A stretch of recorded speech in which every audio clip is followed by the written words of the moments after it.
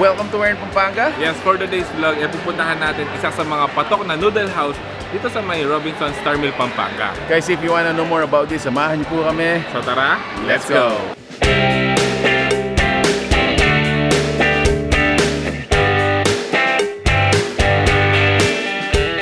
So, available sauces dito, which is unlimited sauce. Meron tayong sweet sauce, sweet and sour sauce. Meron din tayong sweet and chili. Meron din syempre yung chili sauce to add spice.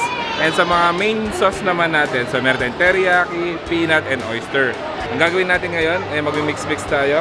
Mag-mekos-mekos tayo. So, try natin lahat.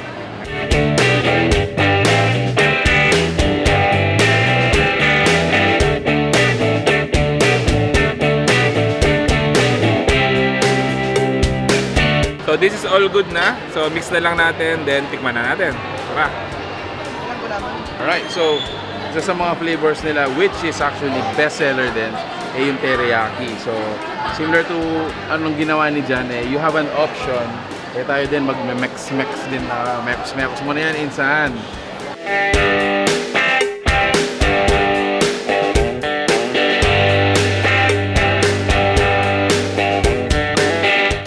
Good enough. Let's go to our table.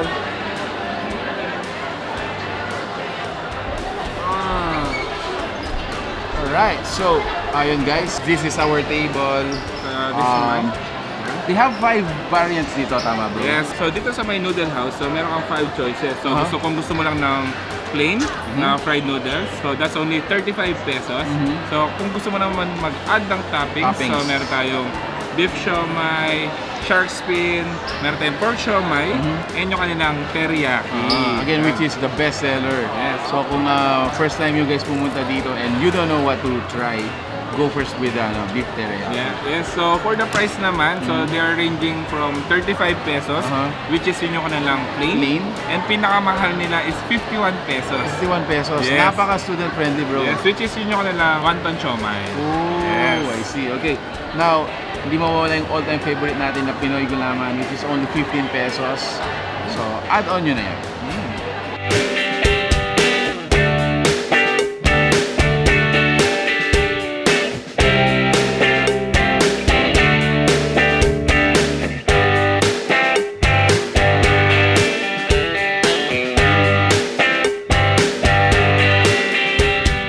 It's so nice po, and parang kakaiba po siya kasi ikaw na ipipili na sauce mo. And sa iba po kasi parang hindi siya ganun, sir. This time, choice mo na, kahit ibuhos mo yung buong sauce, pwede kasi ano siya. Ano sabi mo sa taste, sir? Sweet and sour po talaga siya. As in, lasang-lasa po yung sweet and sour.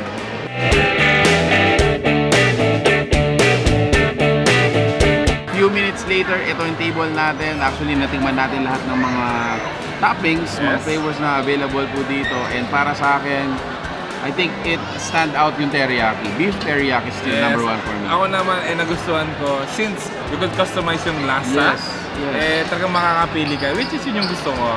I think it's the same thing na nagugustuhan ng mga tao dito. Yun yung pwedeng balikan yung sauces nila dahil unlimited nga dito. And again, I'm really surprised and dami pa rin nakapila. Tingnan nyo guys.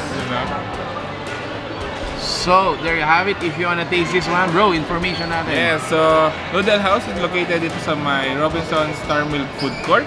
So, and they're open from 10 a.m. to 9 p.m. Monday to Sunday. Which is the mall hours. Yes. Alright, so there you have it guys. If you like the food you saw in this video, please give it a thumbs up, share it with your friends. If you wanna experience Affordable fried noodles. Super affordable. So there you have it guys. Thank you so much for watching Pampanga. Until our next discovery, Peace out. bye guys.